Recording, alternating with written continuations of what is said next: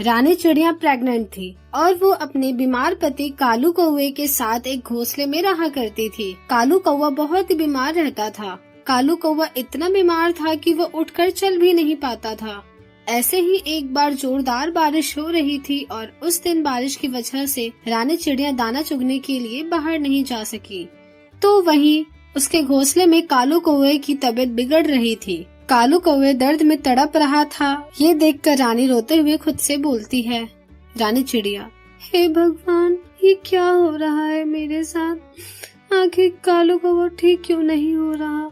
कालू कौवा दर्द में तड़पते हुए अपनी पत्नी रानी चिड़िया से बोलता है, कालू कौवा, रानी चिड़िया, ज्यादा समय का मेहमान नहीं हूँ मैं, इसलिए तुम हमारे होने वाले बच्चे और अपना ध्यान रखना। रानी चिड़िया, ये क्या बोल रहे हैं आप? और आप इस तरह से क्यों बोल रहे हैं? आपको कुछ नहीं होगा, कृपया करके आप इस तरह से शब्दों का इस्तेमाल ना करें। कालू कौवा, नहीं रानी, मेरे पास ज्यादा वक्त नहीं है, इसलिए मैं तुम्हें अपने दिल की बात बताना चाहता हूँ। जब से मैंने तुमसे शादी की थी ना, तब से मैं तुम्हारे लिए और अपने होने वाले बच्चे के लिए थोड़े थोड़े अनाज को इकट्ठा करता था और अपने घोंसले के बीचों बीच एक बक्सा है। उस बक्से में ताजा अन्न रखे हुए हैं। ये मेरे जाने के बाद ऐसा कभी कोई समय आए कि तुम्हें अनाज की जरूरत पड़े तो तुम उसमें से अनाज ले लेना। रानी चिड़िया कुछ बोल पाती तभी कालू कौवा अपनी बोलती बंद कर लेता है। साथ ही उसकी सांसें भी रुक जाती है। ये देखकर रानी चिड़िया को कुछ समझ नहीं आता और वो बाकी पक्षियों से मदद लेने के लिए चमकीली तोती के पास जाती है और उसे बोलती है, रानी चिड़िया, चमकीली बहन, चलो ना, चलकर मेरे कालू कौवे को देख लो एक बार। अचानक से मेरे कौवे की बोलती बंद हो गई। चमकीली तोती, क्यों बहन, ऐसा क्या हो गया कालू भैया को जो अचानक से उनकी बोलती बंद हो गई?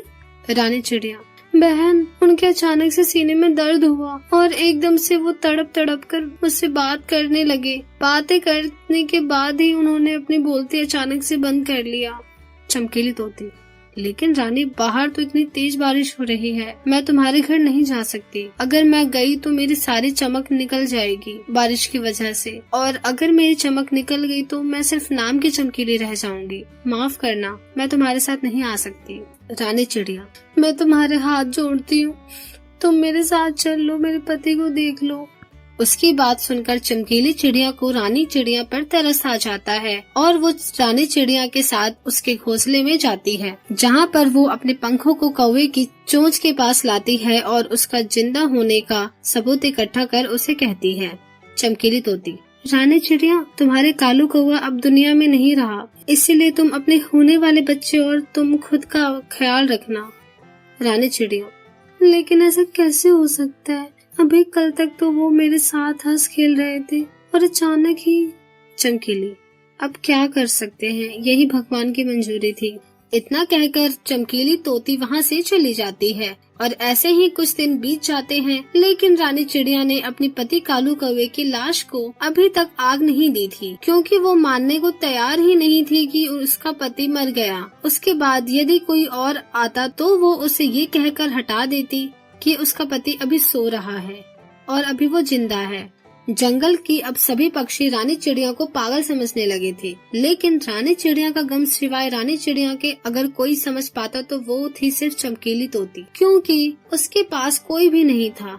ऐसे ही कुछ समय बीत जाता है और अब छठ का समय आ गया था। रानी चिड़िया का बुरा महीना चल रहा था। तभी चमकीली तोती रानी चिड़िया के पास आती है और उसे बोलती है, चमकीली तोती, रानी चिड़िया, छठ पूजा आ रही है। मैंने सुना है जो छठ पूजा की सच्ची श्रद्धा भाव से पूजा करता है ना और मन्नत मांगता है तो उसकी सारी मन्नत पूरी हो जाती है। इसलिए अगर तू अपने पति को दोबारा जीवित करना चाहती है तो छठ पूजा को पूरी भक्ति भाव से पूर्ण कर लियो।